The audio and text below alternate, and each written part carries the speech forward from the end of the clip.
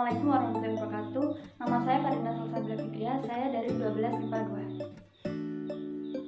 2. Orde Baru adalah sebutan bagi masa pemerintahan Presiden Soeharto di Indonesia. Orde Baru menggantikan Orde Lama yang merujuk pada era pemerintahan Soekarno. Lahirnya Orde Baru diawali dengan dikeluarkannya Surat Perintah 11 Maret 1966. Orde Baru berlangsung dari tahun 1956 hingga 1998. Dalam jangka waktu tersebut, ekonomi Indonesia berkembang pesat meskipun hal ini terjadi bersamaan dengan praktek korupsi yang merajalela.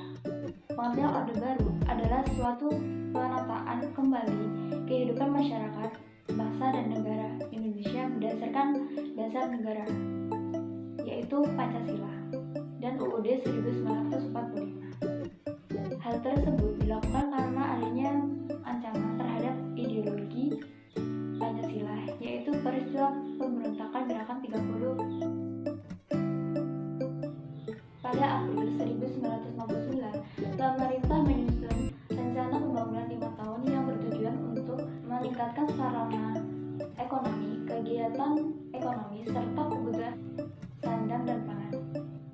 Realitas satu sasaran utama yang hendak dicapai adalah pangan, sandang, papan, perluasan lapangan kerja, dan kesejahteraan rakyat. Realita 2 nanti beratkan pada sektor pertanian dan industri yang mengolah bahan mentah menjadi bahan baku.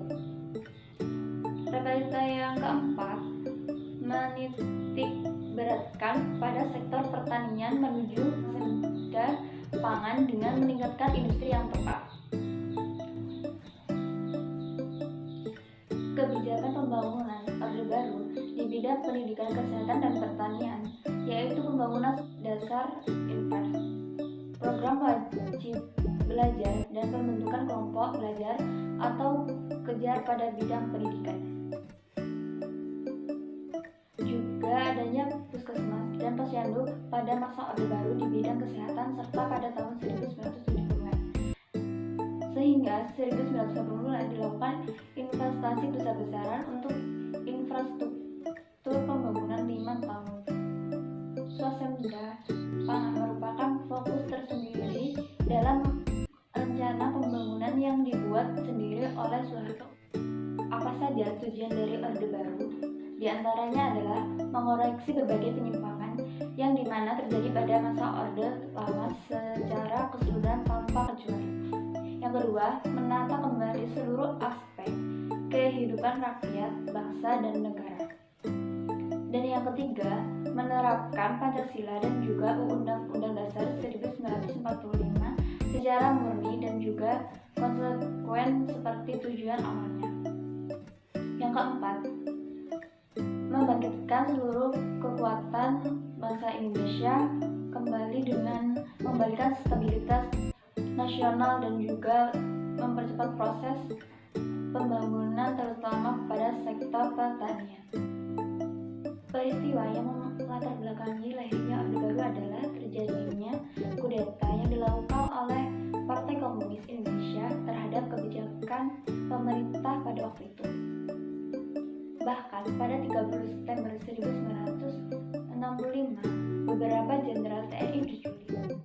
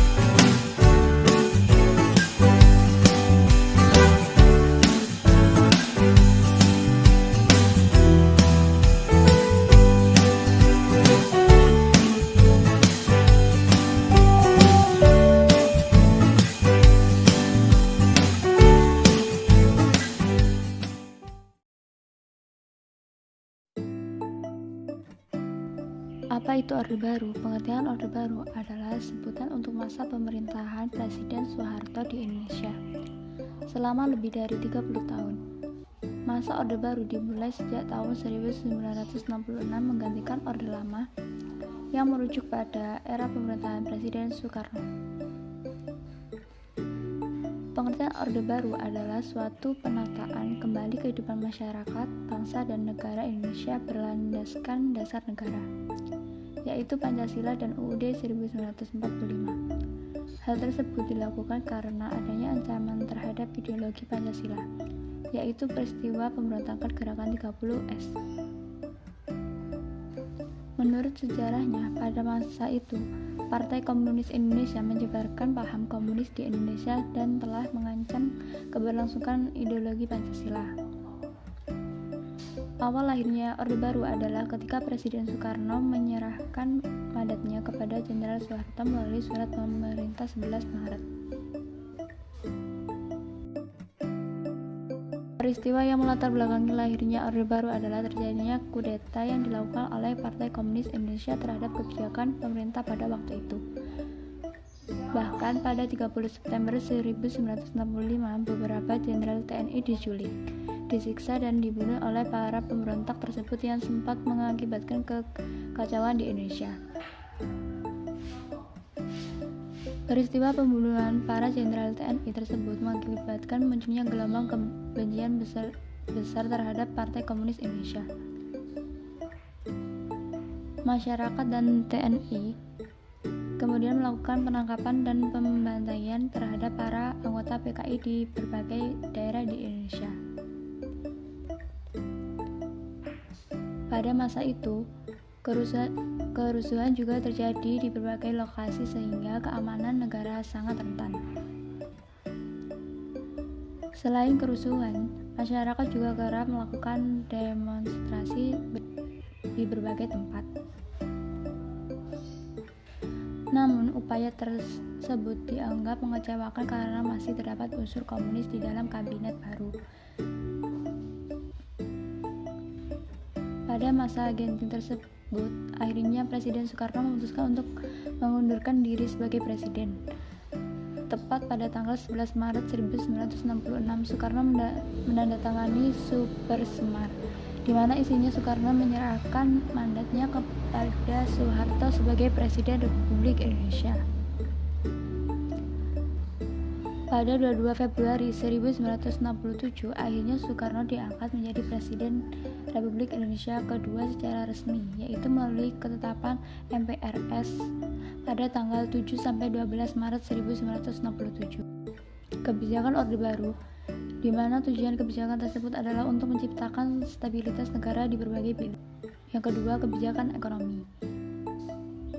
Pada tahun 1969, pemerintah Orba merencanakan program rencana pembangunan 5 tahun untuk meningkatkan ekonomi nasional.